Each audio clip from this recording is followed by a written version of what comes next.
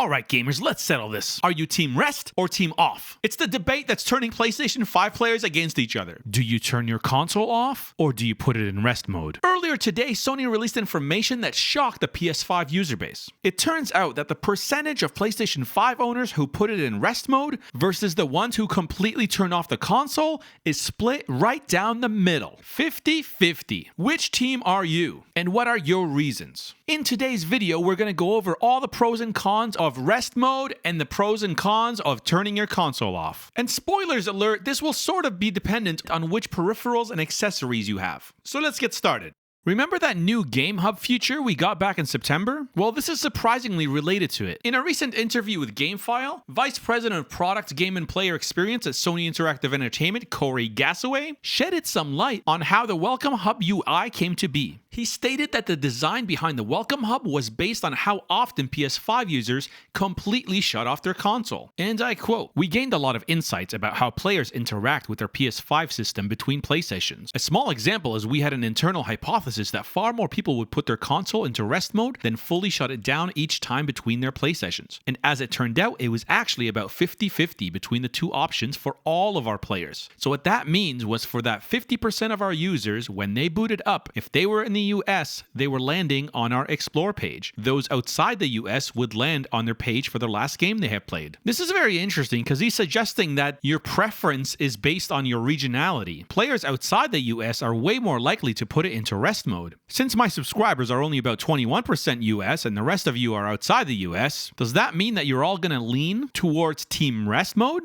Drop a comment right now under the pinned comment. Rest mode or off mode? And throw your flag for good measure. So back to this interview. It seems like they made this Welcome Hub for all the players who turn off their console, giving us something exciting to see when we boot up. But for the rest mode crowd, you're just gonna dive back into your game. So now that we've learned how the Welcome Hub came to be, and the interesting new statistics about the player base being split right down the middle, let's go over the pros and cons of both methods. Because this channel is all about bringing people together. If you don't know what rest mode is, it's basically the same thing as sleep mode on computers and laptops. The majority of functions are shut down, but the system is still running in the background at reduced power. See that dim orange light? That's rest mode in action. The main reason people like this feature is the ability to just jump right back into the game. You don't have to worry about booting up the system, finding the game you want to play, and then clicking on it, waiting for all the intro credits to go, then selecting continue or load game, wait for a little loading screen, and then finally being able to control your character. With rest mode activated, you boot it up and you're in control right away. Your character is right where you left them. This is the closest thing we have to quick resume. When Returnal first came out, there was no way to save. You had to beat the entire game in one go. So a lot of people used rest mode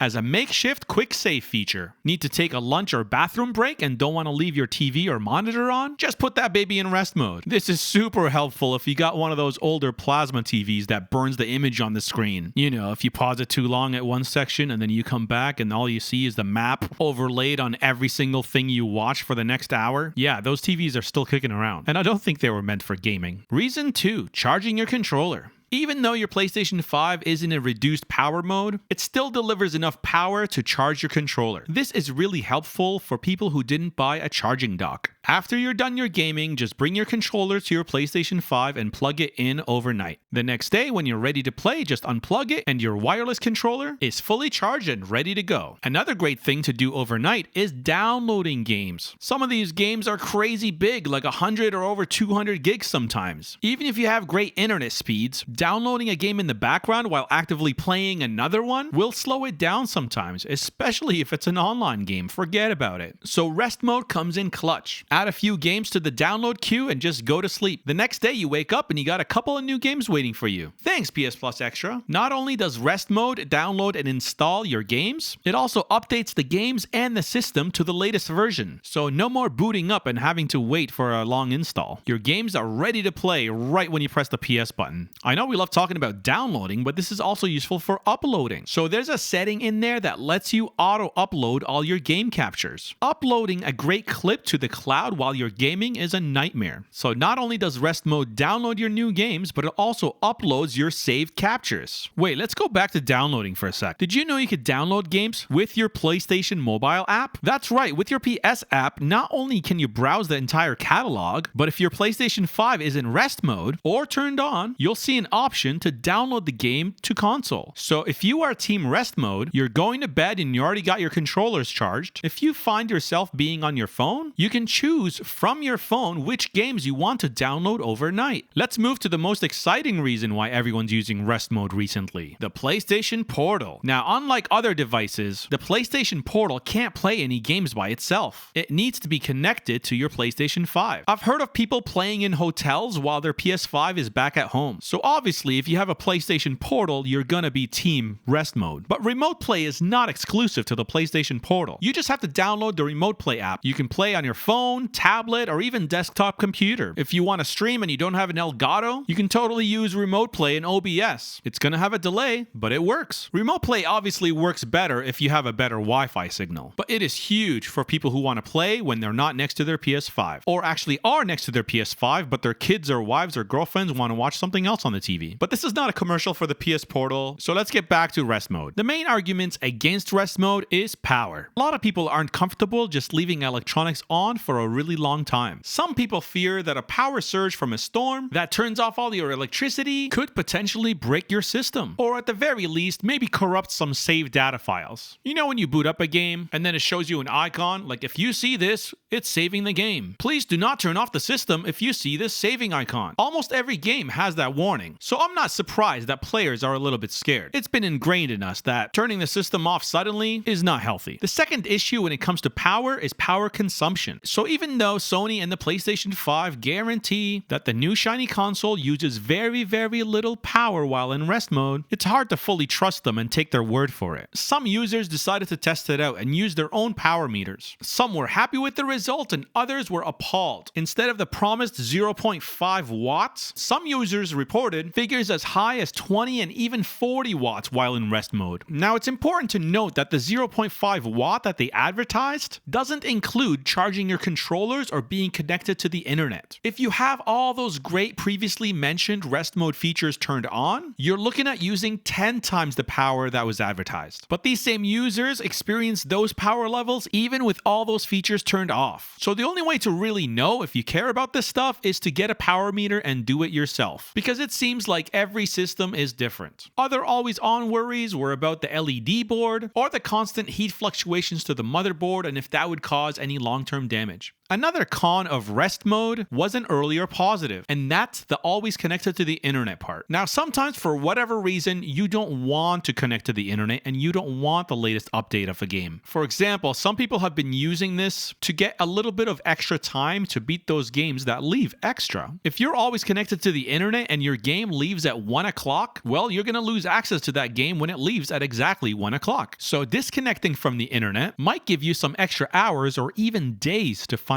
beat that game that's leaving. But that's a bonus tip that we don't want to be too loud about. So keep that on the hush hush for now. Subscribe if you enjoyed it. Since all the cons of using rest mode are the pros of using power off mode, let's turn this into a positive. What are the best things about just turning off your system completely? I'm going to have to say the number one reason is just psychological. Knowing your console is fully turned off provides a certain level of psychological comfort. There's no orange light reminding you that the PS5 is still technically on, and no background activity, which means no electrical gremlins to screw up things when you're not looking. It's the ultimate out of sight and out of mind. All the other power-related pros we've kind of already touched on, whether it's phantom power drawing more wattage than advertised and slowly but surely increasing your electricity bill, or vulnerability to power outages and the potential risk to save data, or worst case scenario, a corrupt database. Oh, that'll be a nightmare. They're all problems that Team Rest Mode doesn't really care about. The only thing I care about is control. I don't want to lose control because it's leaving PS Plus extra.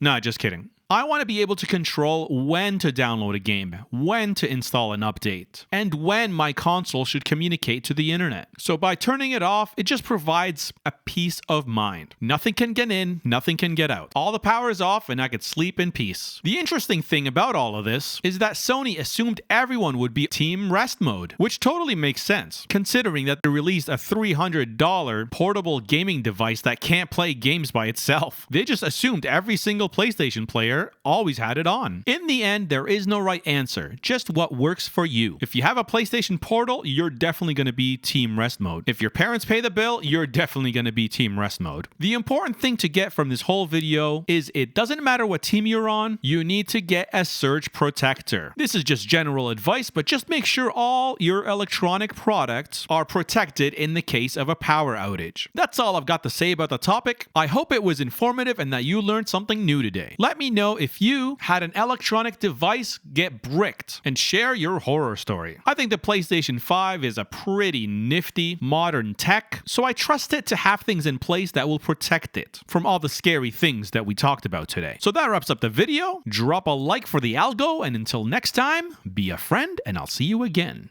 next Tuesday.